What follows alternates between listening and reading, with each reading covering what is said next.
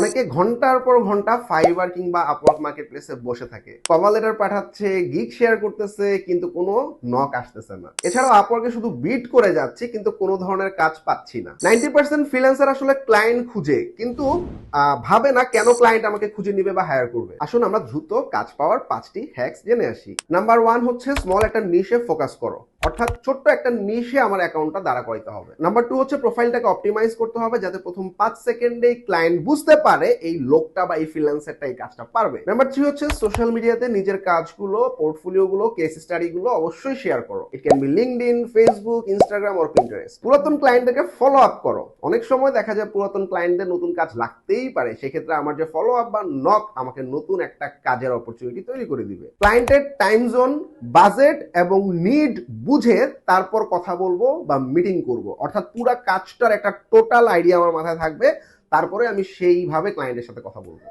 So বিড নয়, brand তৈরি করো, তাহলেই ক্লায়েন্ট তোমাকে খুঁজবে। Thank you.